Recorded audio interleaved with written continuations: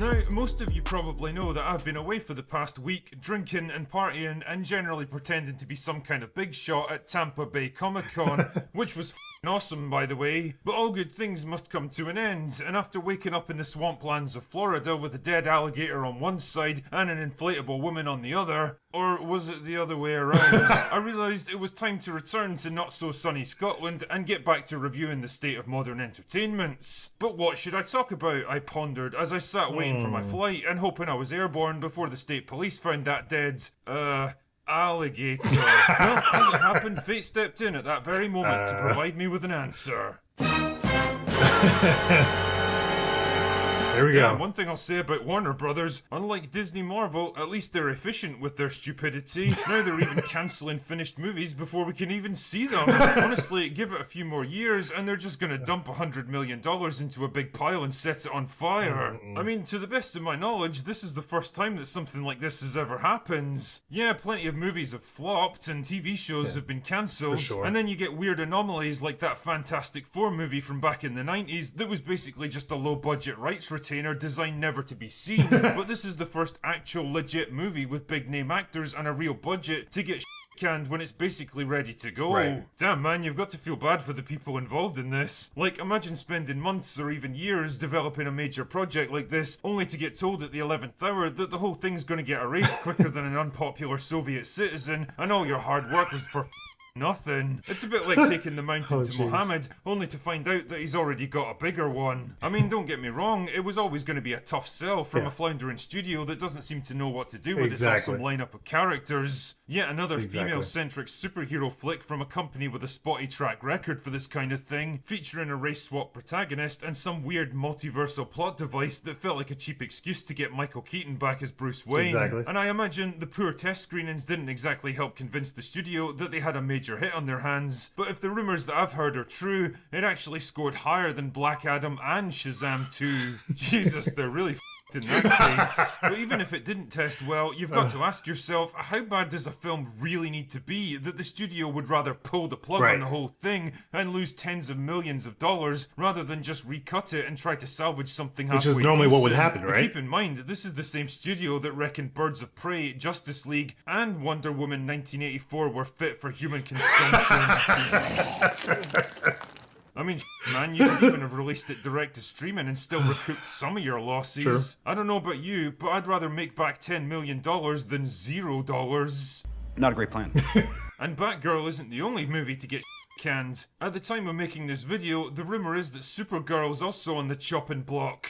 Two female-centric superhero movies featuring race-swap protagonists she was gonna get her own movie? Unceremoniously cancelled at the same time. Whatsoever could be the connection here, I wonder?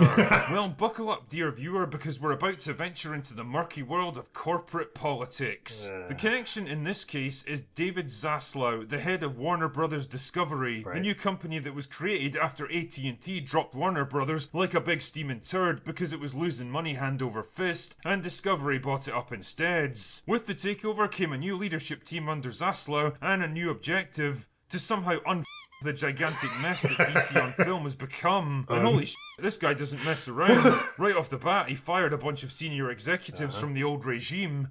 Sorry, encouraged them to step down of their own free will, and now he's turned his attention to the films that they were making. See, this isn't the first time that Warner have course-corrected like this. In the wake of the failed Snyderverse, the film division was reorganised under Walter Hamada, and his genius strategy was to basically do whatever was popular at the time. And what was popular at the time was diversity, female empowerment and representation. And rather than try to work those things into his movies with skill, intelligence and patience, Warner Brothers instead decided to just straight up replace popular characters played by problematic white men with more diverse alternatives. That's how we ended up with race-swapped Barbara Gordon replacing Batman and race-swapped Kara Zor-El replacing Superman. Not to mention female-centric movies like Birds of Prey and Wonder Woman 1984. Unfortunately, this change of direction didn't exactly pan out the way the studio imagined. No.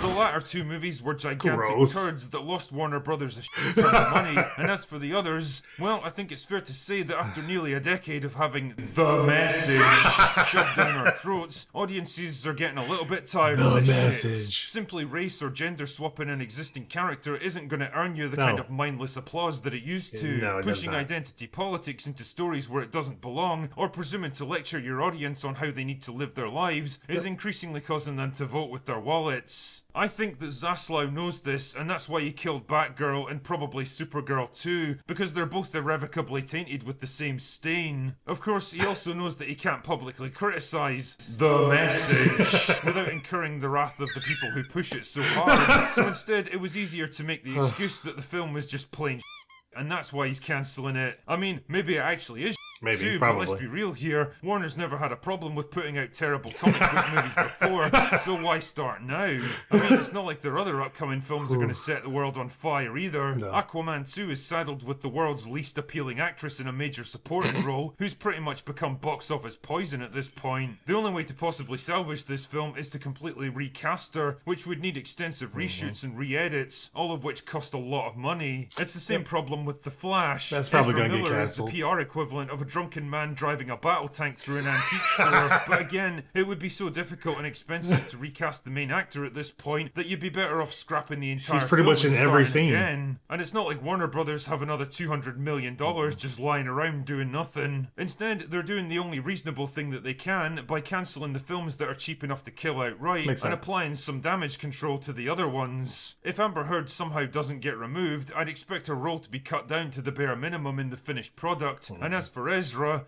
well, I wouldn't expect to see him in many more DC films after this, that's for sure. That's the short-term picture with stuff that's already in the pipeline, but what's more interesting here are the larger implications of this change. Put simply, this is a wake-up call, not just at Warner, but in Hollywood at large. It's an acknowledgement that what they've been doing isn't working, and it reinforces my belief that when the chips are down, the industry follows money more than it ever followed any ideology. Ultimately, the message is the kind of luxury that you can only indulge in when you're making money hand over fist, because the more you try to push it, the more people you end up pushing away. That's why Disney's been peddling this garbage so hard over the past several years, because up until recently at least, they could afford to do it. Warner can't, and with Zaslav on board, I think they've finally begun to acknowledge that. You'd be amazed how quickly ideology falls by the wayside once the money runs out, especially in a town where people routinely lie for a living, have all the integrity of a crooked politician, and only pretend to support current thing as long as current thing stays popular.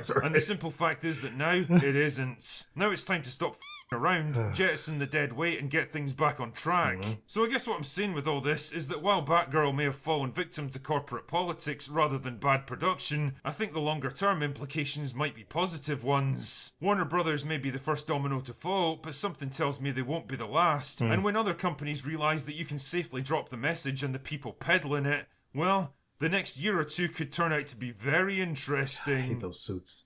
Anyway, that's all I've got for today. Go away now. I like his message overall, just like how he talks about Warner Brothers and kind of the state of Warner Brothers and now where they are. Could this be a change of better things? Could it be a situation where they still try to be very different from Disney, but they can't really find their voice or their tone that they want to stick with? Do they go too real with their characters as far as being very grounded, maybe too grounded, and certain things don't work, or there's certain things they can't do with certain characters that we would expect from a comic book character? Who knows? I'm rooting for them because, again, Batman's my favorite character. I'm more of a DC guy when it comes to comics. Overall, I've been buying more Marvel lately because it's just what's popular. And Marvel movies have just been so great to a degree. Like, their track record is better. I'll say it that way. Phase 4 has been a little bit weird, but I like where he's going with this. And I think this is a change for the better for them. I hope. I was confused when they originally announced the Batgirl movie. It was similar to when they announced Nightwing, because we hadn't seen Nightwing in the DCEU at all, or a Robin for that matter. And so things didn't make sense. Things didn't line up with a lot of different announcements they were making for their movies. Zatanna, it was just weird. It was kind of all over the place. Where with Disney, things are so connected and intertwined. You know, there's going to be some kind of connection with a character if there's a character we don't know about, or like say Guardians of the Galaxy. We had no idea who they were. For those of us that didn't read the comics like me, I did not know who they were, and they knocked it out of the park with that movie. And the second movie, which I think to me, honestly, is better than the first one. That's just me. But they can do that now. And they have that track record where they could bring in new characters that maybe we don't know about, or lesser known characters. Most of the, first line of Avengers were lesser known characters for Marvel, and they killed it. So they can do that. DC, not so much, because they already kind of botched it with Batman v Superman. That wasn't received very well. The first Justice League, the Justice League, not so good. And Zack Snyder's Justice League, great, fantastic, but they're not going to continue that. So they're trying to do a whole new thing where I think maybe they should just recast everyone and start over completely. Will the Flash movie like Batgirl get canceled or shelved? I think it should at this point. You'd have to push it out many years with all the stuff that Ezra Miller's doing, especially getting, is there a warrant out for his arrest now because he broke into someone's house, got some liquor, something like that. He's just doing crazy stuff. And so you have to more or less shelve it or push it out many, many years where people will start to forget what he was doing. Because I can't support a movie where this guy's been doing this stuff. If I'm supporting the movie, I'm supporting him.